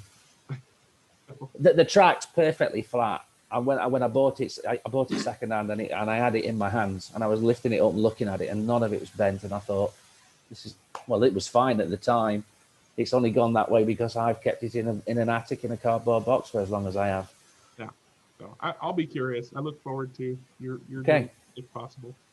Apparently, Luff has been sitting quietly and patiently waiting to have his opportunity to say something important. What you got, Luff? Oh, you're muted. I'm just sitting here drinking and listening. Okay. No, that was us saying that through all this chat about rails and electric track, Luff was like has the patience of Job. Yeah, he's like, I don't give a crap about any of this. Yeah, because he's wood track and copper tape, isn't he? Mr. Wood Which is track. fine if you've got the space to keep one. I think it's preferable. I'm gonna interject, and we're gonna finish the prize topic because I don't want people fast forwarding to the end of the video to try to find out what the keyword is. We've had a couple of great suggestions in the chat. Ray suggested using the keyword of grip, which I thought was a fairly good suggestion. And Paul says mini trophy, I'm guessing is his suggestion. And then let's see, do we have any other? I just want to say, in reference to mini trophy, I have been called worse. That's what she said.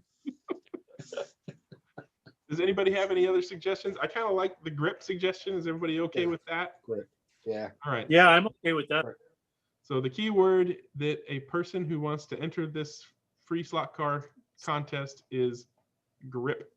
That must be included in your comment. You can just put the word grip in your comment, but that would just give it away to all the other people who haven't actually watched the whole video. So you get extra kudos points, but no extra chances to win. Well, should it not be used in some sort of context? That's what I was just about to say, John. Jiminy Christmas. Every time.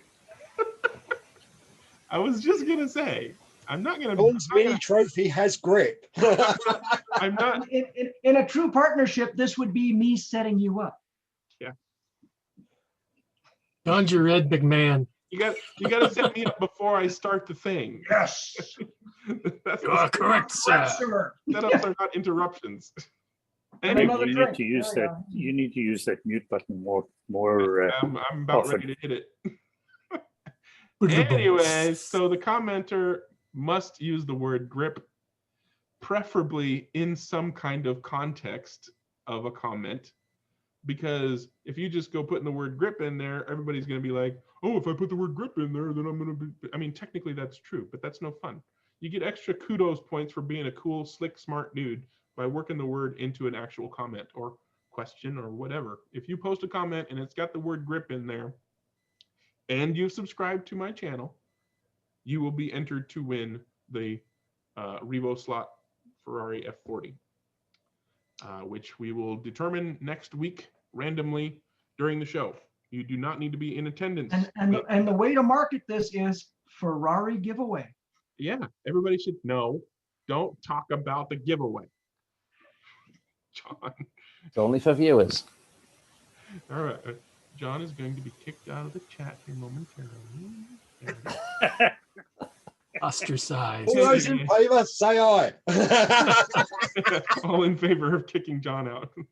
Wait, no. Let's wait until we get our trophies first. I was gonna say, now you know what you can do with your little trophy. Why do you think I'm not going to get a blue and red one anyway. they are anatomically correct? And if you like, I can wrap them in silver foil for you. To do the rails. Okay, I'm just looking at my notes to make sure I don't forget anything. You do not need to be on the next week's chat to win. I will contact the winner, through whatever means necessary. That generally is going to mean if you're not somebody I'm already able to Facebook or whatever, then you're probably going to be looking for a personal message on YouTube. So make sure that I'm able to contact you in some way via YouTube. I might, since you have to comment on this video when it goes live, I might simply respond to your comment with "you are the winner," in which case I will give you my email address as a reminder, and you can contact me privately to actually work out the details of this giveaway. But don't make yourself hard to contact is my point. Otherwise, we'll say I could not contact this person. They will lose out and we'll pick another winner until I get a winner I can contact. Contact me via. All right. Grip So at that's pretty much geekout at grip.com. Does anybody have any questions about the contest that I might have not thought of already? John, this is your opportunity. Oh, he was getting his drink ready. He wasn't ready. Greg, No, thank you very much. That sounds great. Yeah. Now, once we get the winner, would we then want to have them on the Zoom chat? I mean, to sort of present them with their prize. I will give them that opportunity. Okay. But a lot of people just can't attend during either of the times, just because it's whatever. A lot of people can't attend. I'm not going to make them. We're going to do an acceptance speech. We should run a little. It's going to be one of you guys. You just know it's going to be one of you guys anyway. Well, it could be, but because when you win a lottery prize, you have to show up in person and actually claim it. So how much is it going to cost me to win, Greg? $100. We should run a little side I'm wager. signing off, guys. See you Okay. next week. See you, PG. All right. How about a little side wager to have a guess who can guess that most accurately how many entries we'll receive? Oh, I think so. In other words, the pork barrel is starting to fill up, Greg. Well, It's my birthday next week as well. Legitly, it's my birthday next week. So, well, I am going to point out the fact that the only reason I'm doing this is because basically the ad revenue paid for this to happen. Yes. So, and basically I only get paid when the revenue hits that $100 mark. So the more ads that get watched, the faster that revenue will build, and the more often we can do these contests. So if we get enough subscribers and watchers and commenters and clickers, and those people are watching the ads rather than skipping them, again, I'm not going to give you crap for skipping the ads, but the more ads that get watched, the more revenue, and the more likely we'll have another one of these in a month or two rather than 4 or 5 months. I just come up with a good idea. Yeah, what you got? Make John sit down and watch all the ads. That is your penance, John. As an admin. Well, I don't have to be present while they're running. I get to do other things, you know. No, you got to tell us exactly what ads were what. Yeah, but they'll probably be local to Canada. I mean, how much do you like hockey? I'm with you there. Not that much. All right, so no other questions about the contest, I assume. We'll take out another topic unless anybody has any questions. I don't see anybody waving their hands at me. All I can say is thank you very much to Greg. I think it's a really great thing that you're doing. Great idea. I won't make any guarantees that this will keep happening. I might but get if it greedy and helps say, us, no, the money is mine. I earned it. Of But course no. you do. And No, that's to what be makes fair. it special. So thanks very much. That's great. Yeah. Okay, you're welcome. We'll leave it there. Thank you very much. So hopefully, Yeah, we all Check us agree. in the post. hopefully we can do this again in the future. Does anybody else have any show and tell that just popped into their head, or questions, circle backs? Yeah, John, I got something. I was watching a couple weeks ago, I don't know, maybe 3 weeks ago, and everybody was showing all their Vipers. Had the front motor and everything. So I went through it. I said, oh, I knew I had at least one. I don't know why I only have one. Seems like everybody has so many. So I can share. I went through my box and found this. Can everybody see that? Not yet. You got to share, choose what you're sharing, and then share again. There you go. All right. So I pulled this one out. It's the only one I have. And I always like, this was actually one of the first cars I think I ever got. I mean, after I got my Art and Track, I had the crappy Art and cars that came with it. And I got this one. And here's underneath of that car. See, there's no front motor. Okay. And here's a clue. What the heck? And Is that a here's mud the flap of chassis. some kind? The friction drive. Yeah, it's a Carrera. Oh my It goodness. doesn't get much simpler than that, does it? What the heck? What brand is that? It was a Carrera. I actually cheated because it was back here and I used my erase to erase it. So, but you can kind of see it there. Oh yeah. But yeah, actually, I don't know. They made these probably 1999, 2000. This one, I've got a Porsche GT1 98, the Zach Speed, that, green with the red and white stripes. And I've got a Audi R8R, and they all have this drive. And the thing, when I first got them, and they ran really well on my track. I mean, of course, my longest straight was about 8 feet, like a 50-foot track, but a lot of curves. Quiet too. Yeah, that was what they ran smooth as butter. I mean, they were quick, no gear sound. And I imagine maybe Carrera with parents, that was one thing. The only thing you hear is the kids laughing, and having fun. You don't hear the car at all. It's a great like stealth mode for a car because I actually used to love to run them.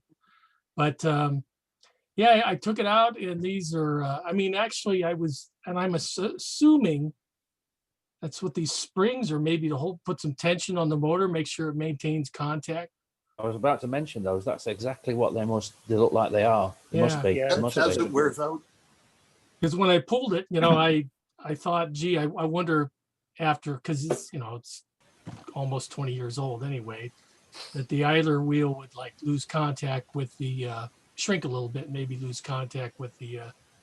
But yeah, I mean, they were really fun cars. They still are, one of my favorites just to drive around the track. But yeah, I thought with all the technology and everything we talk about, all the sophisticated stuff, I thought this was something that would be kind of fun to show. But yeah, I probably will pick up some Fly Vipers at some point. But actually, these ran really well. They were a fun car to drive. That's awesome. Interesting. Mark, do they just drive off the off the one wheel, or do they drive off both wheels? Both. Yeah. Oh, really? Both wheels. So there's a shaft all the way through the motor. Yeah. And they drive on both sides. Well, no. Yeah. The axle is the shaft that drives the other wheel. Dennis. Yeah. The shaft just drives the other with both wheels. Oh. So it just turns this one, but the shaft. Oh, that's what I'm saying. So the motor shaft only come out the one side. Correct. So the contact is only between the pinion tire, the pinion and that tire. Correct. Okay. Yeah. Mm-hmm. All right. So, but that was my show and tell. Cool. Speaking of Vipers, I'll go ahead and share my screen of Viper collection. This is my Skelestric Vipers set of 6 that I digitized for Skelestric Digital Racing. This is the one set that I left the magnets in, and they scream. Not only because they go fast, but also because their gears are very noisy. I'm probably gonna sell most of them, but not the blue and yellow one, of course. I'm gonna keep the blue and yellow one. That would be Team Orica, would it? The blue and yellow. I don't know. Let's see. Zoom in. Oops.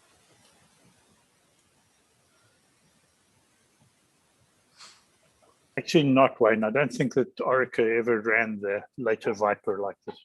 Oh, maybe that white one with the blue and red livery. That might have been an Orica car. It's pretty. Yeah, they're beautiful cars. So the newer Viper, the second body. Okay. My brother has a pair of fireproof overalls that came from Team Orica, and they got PlayStation sponsorship on them. And I'm pretty sure they are that dark metallic blue with yellow. He just bought them to go and use on a track day that he wanted to go to once.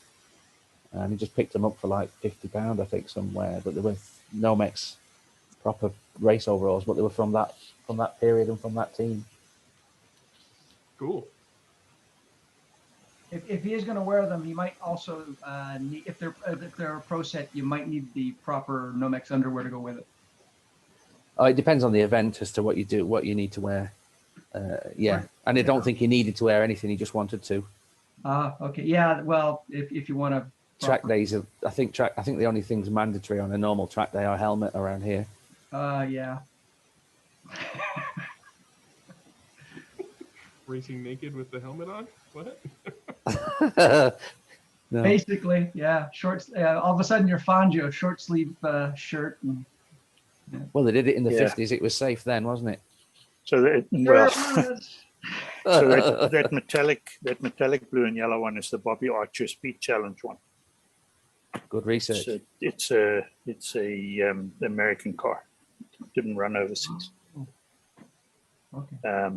I could probably share a screen and show you that. There we go. This one. This is how we get today's plug-in. Yep. Yeah. That's the one. That's the one. $110. Jesus. Wow. Just ordered something from there today.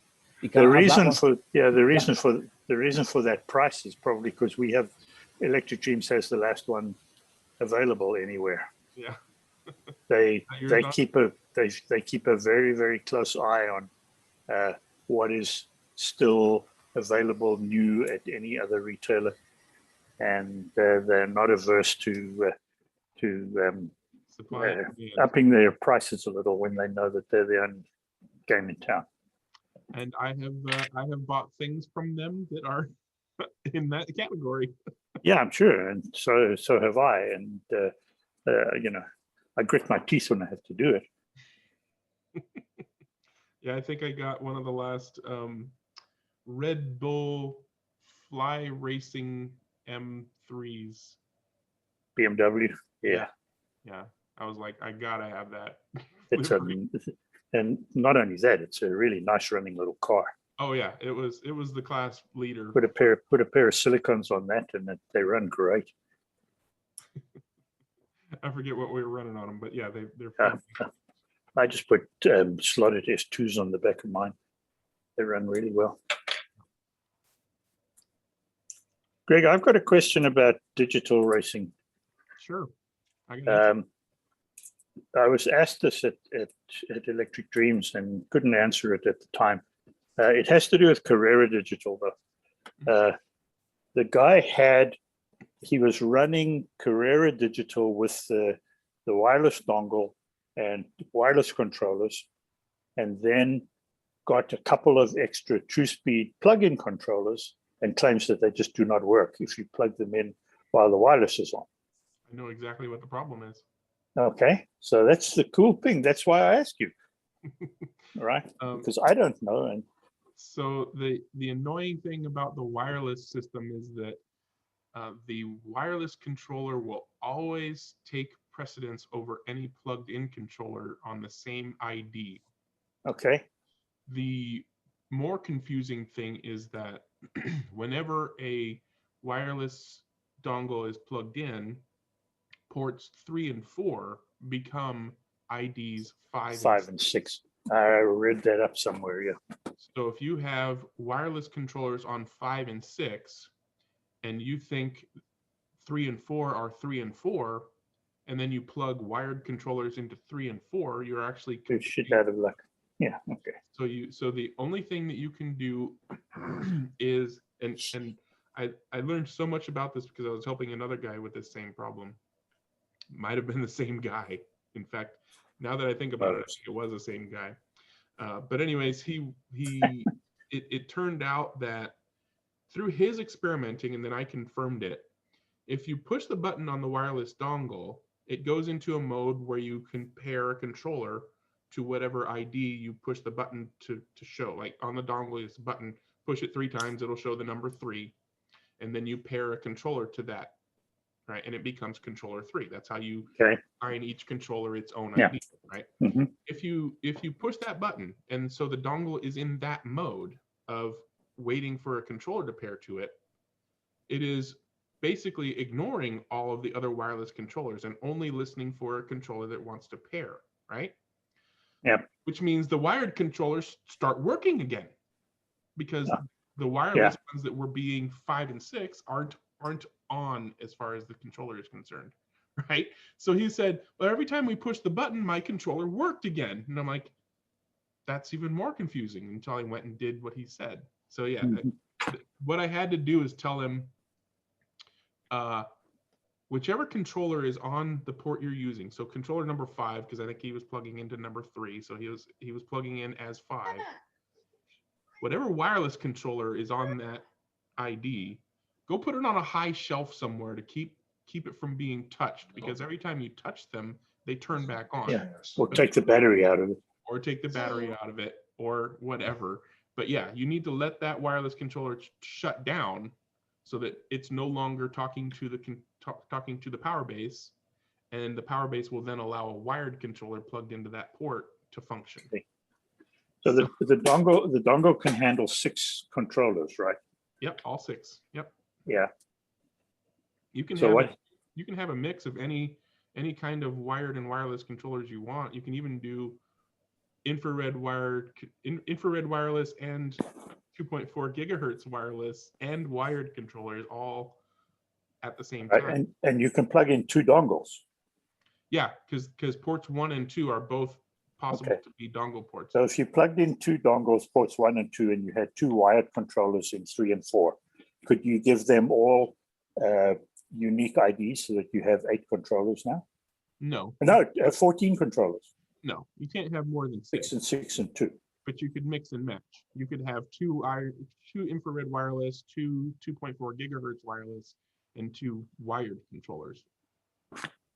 Right? Oh, okay. So like if you had an old set that came with infrared wireless, but then you got another set and it came with 2.4 gigahertz wireless, and then you got 2 wired controllers, you could have a 6-car race without having to go out and shell out for 4 more wireless controllers to do all wireless, or dig up some eBay infrared wireless to do that.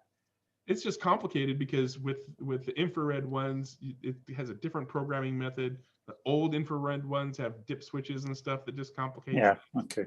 But in general, the control unit eventually can only handle 6 cars. Correct. Yeah, it's never going to be anything more than 6 controllers. Yeah, and with Carrera, there's ghost cars, which is 7, which is ID 7. They actually register as ID 7, and then the safety car, which is 8. But you can't control more than 6 cars. You can't have more than 6 controlled cars. Mm-hmm. All right, thank you. Yeah. That helps. That one catches a lot of people out. Yeah. I Okay. plugged it into 3, but it's controlling car number 5. Yep. All right. Yeah, I can help. Thank you, sir. I You're appreciate welcome. that. I'm pretty sure it was the same person. It's quite possible. Yeah, it's quite possible. Yep. Anybody else got anything they want to ask about, talk about, share about? Should I dig into my pile of things? We've got about 15 minutes left, a little over 15 minutes. I got one more little thing to show, Greg. This won't take long. I know a couple weeks ago or a few weeks ago, we were talking about the single seat Can-Am cars and the Walter Wolf. Oh, yeah. And dug around my box and I found this. Guys, can you see that now? Is that the bum slot? That's the bum slot. It's aptly named. Yeah. I mean, it's, the level, I mean, this picture actually makes it look better than it really is. And if you look, look underneath it, it doesn't get much simpler than that, guys. If it's any consolation, it drives probably as well as the real car did. Villeneuve hated that thing. Yeah, I mean, it's okay, barely okay. Yeah, and as a vintage racer, it actually killed its owner. Yeah. It's true at Mosport. Yeah, I was there. Now, that if I could scratch build something like that, I'd be perfectly happy. But yeah, I mean, if you compare it to any other thing, it just doesn't hold up. But there the it helmet's is. Nice though. Somebody did a good job on the helmet. Yeah, a nice shiny finish, and got that Canadian maple leaf thing going there. Yeah, well, as usual, it's like as you're in the way, you're yelling. It's just our way of saying sorry. So that's it. So the brand of that manufacturer was Bum Slot? What did I miss? Barcelona Universal Models. Yes, somebody didn't work out the acronym for some reason. Yeah, they make a lot of like 172 scale, like military little toy soldier things and kits they have. And they usually copy everybody else's work. They don't do hardly any original stuff.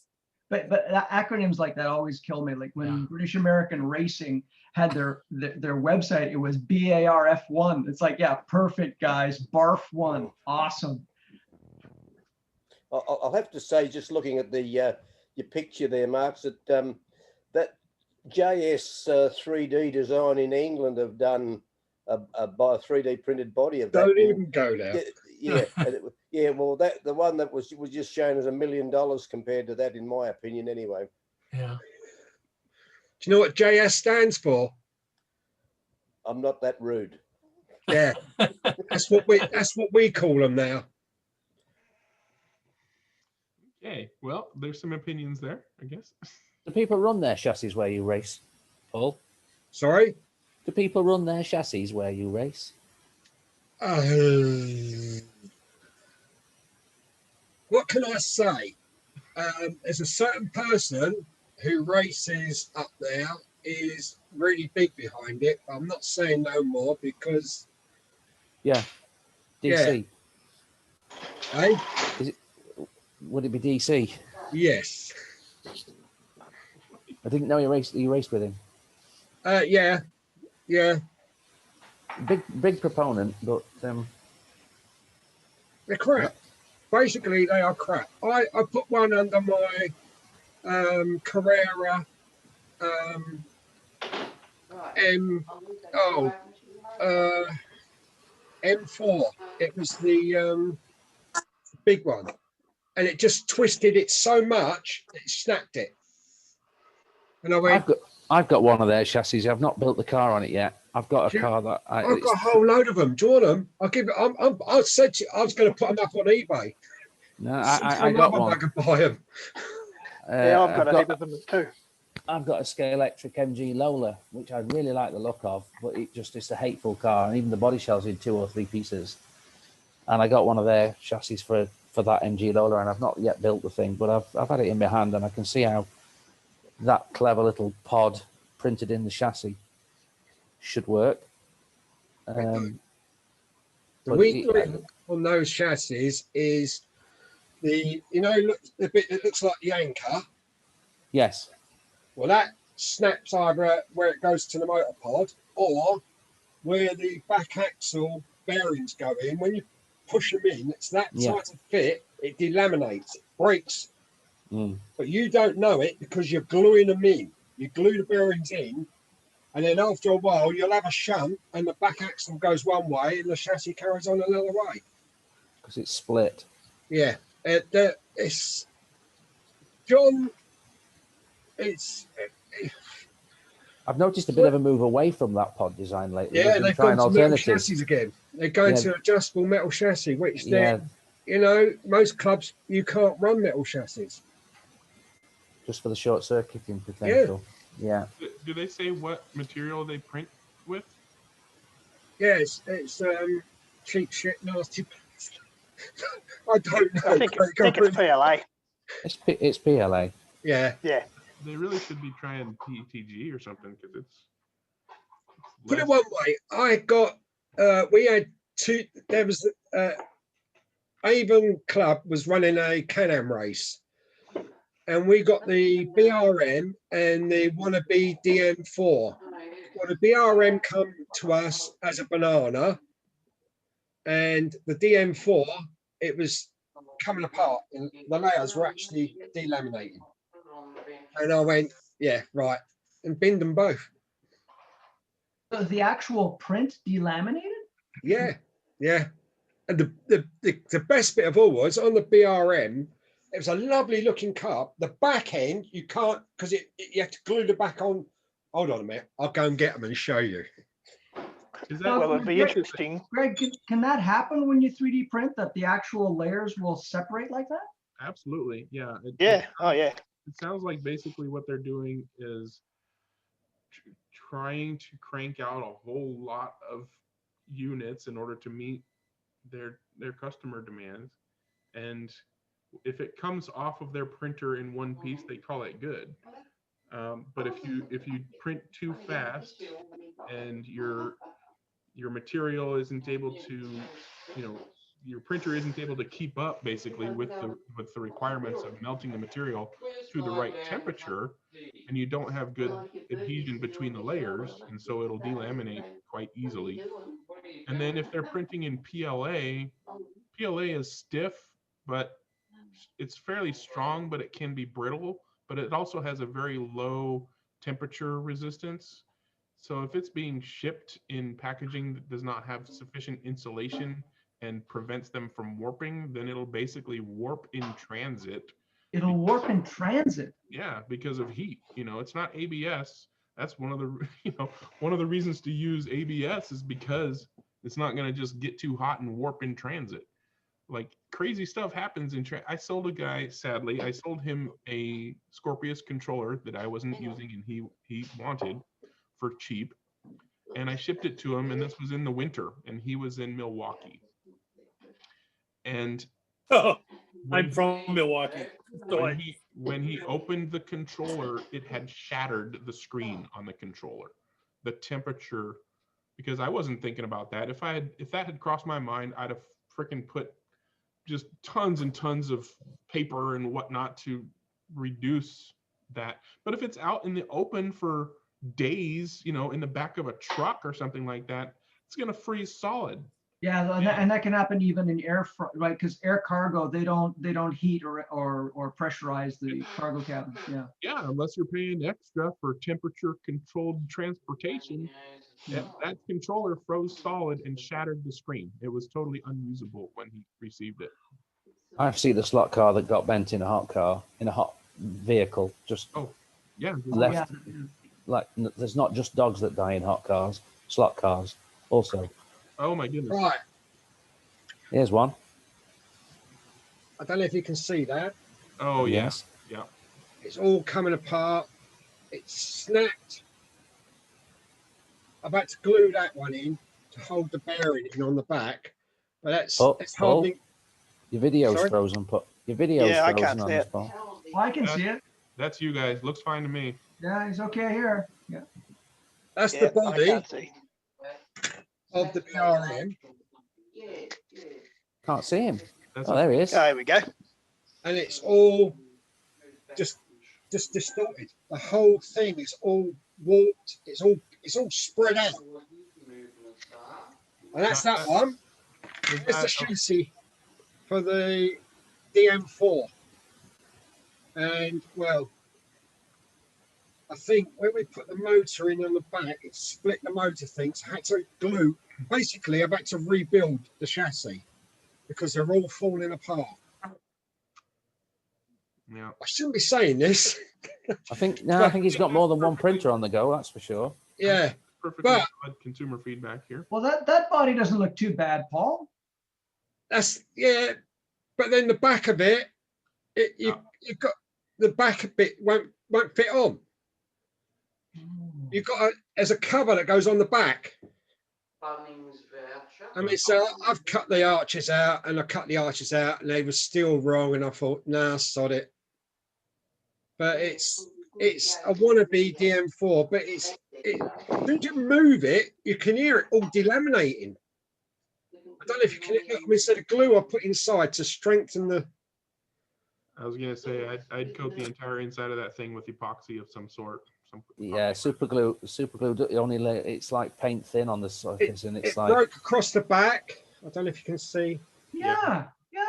See, what I'm seeing is that the printing lines it was printed like that. It was printed standing on its back end. Yeah.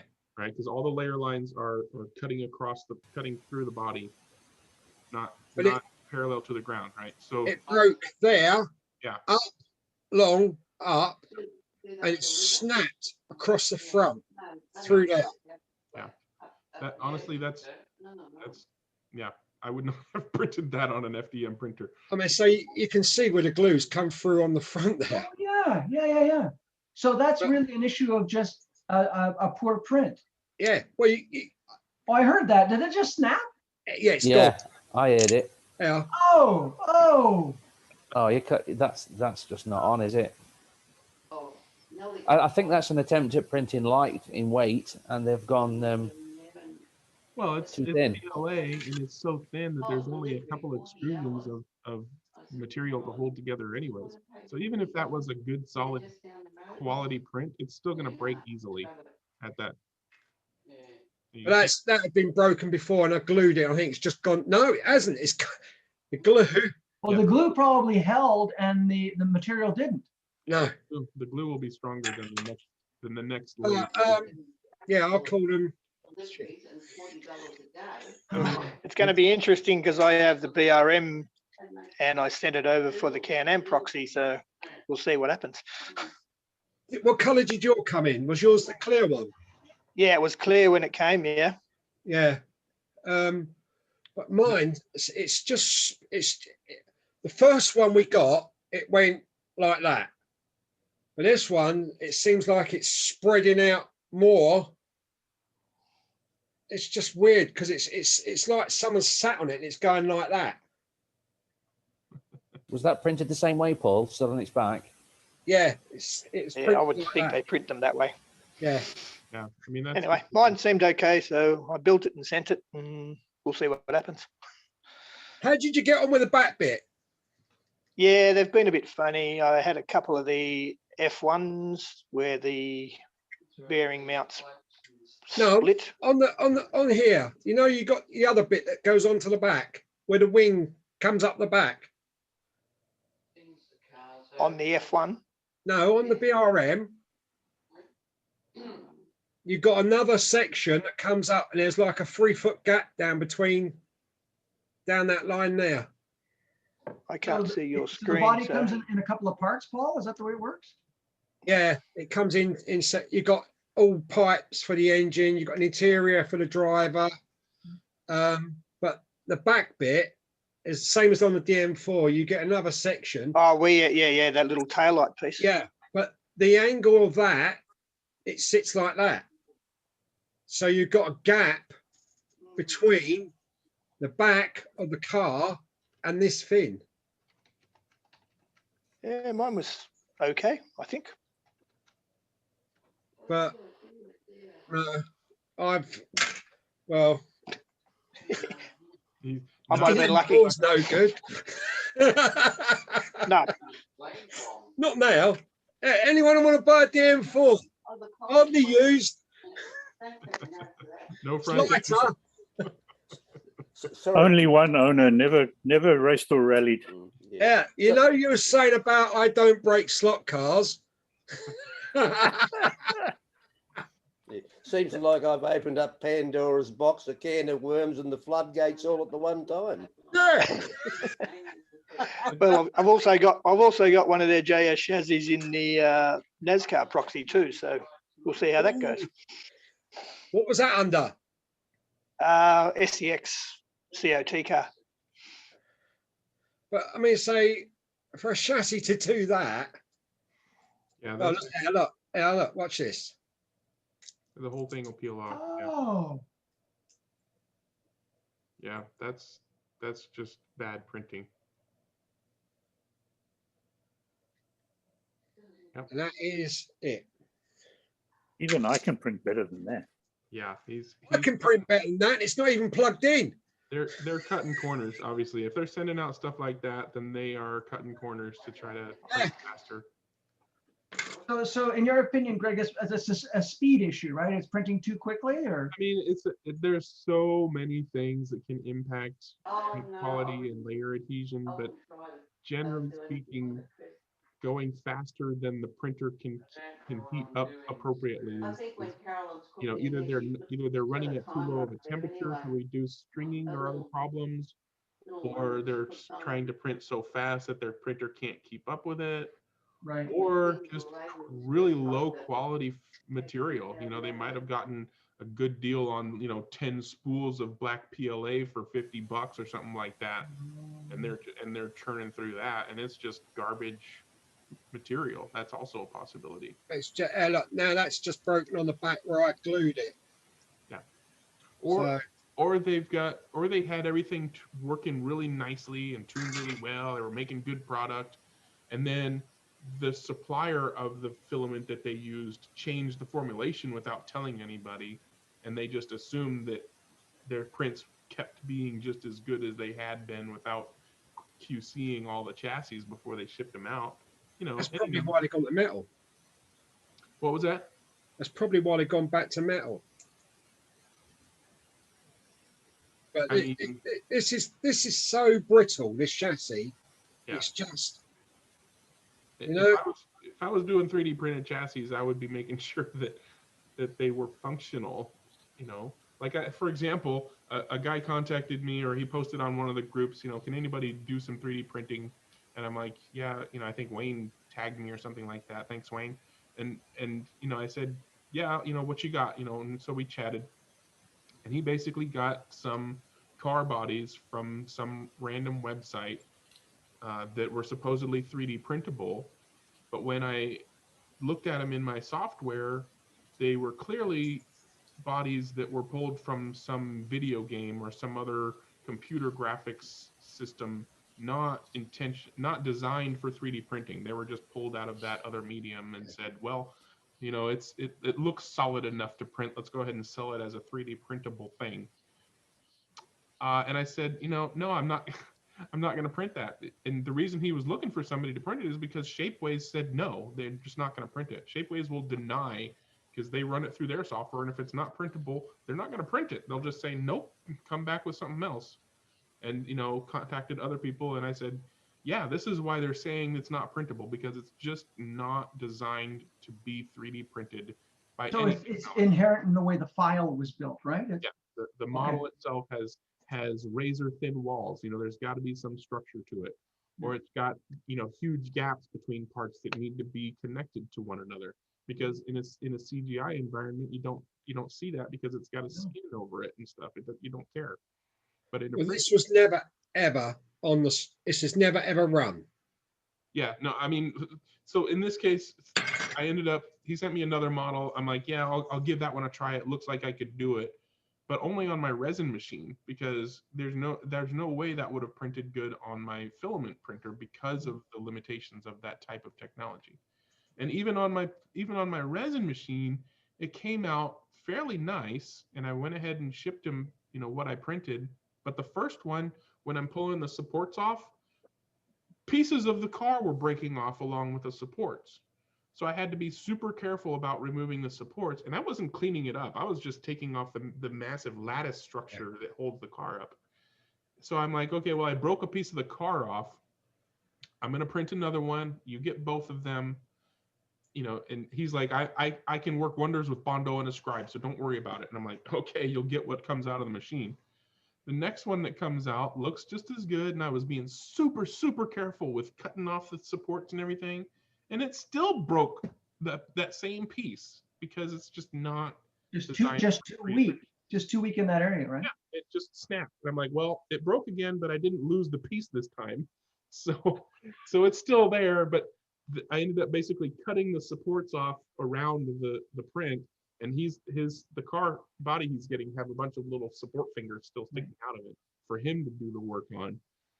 But that's just an example of things that aren't actually designed to be 3D printed. Just because it's a 3D model doesn't mean you can throw it in any old 3D printer and come out with it. But those chassis were specifically designed to be filament 3D printed. And I remember looking at his progress on all of his chassis. I'm like, that is ingenious. I can't imagine why he would allow his printers to produce something that delaminates and ship it. There are so many things he could have done to make it the way that it was intended to be. You know, just change materials, just change his settings to get the right adhesion. You know, I think it's too many fingers in too many pies. He's diversified in so many different ways now. It's just gone. Too many cooks in the kitchen, or too many pots on the stove. There you go. Yeah. But it's when they first come out, they were all right.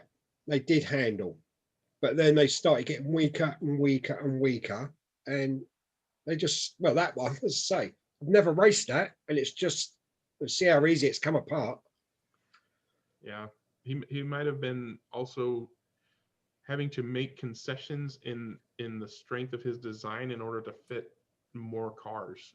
Well, it certainly would not have survived the brick test. No. No, and neither will the prints that I sent this guy. It's still resin. It's still gonna break if he walls the car. But it didn't survive my test, let alone a brick test. Yeah. Yeah, it needs to be able to survive that, you know, because yeah, don't do it on accident. Do it on purpose, not on accident. There it goes. Whoa. He doesn't care. Wow, that's geez. Well, hopefully JS Designs improves their focus and quality of products in the short term and long term as well. And on that note, we'll go ahead and end today's recording. As always, come back and chat with us and watch the videos. And if you want to win a free car, you should know what to do by now. And happy anniversary, everybody. Happy anniversary. Bye. Thank you, Greg. Bye. Welcome. Bye.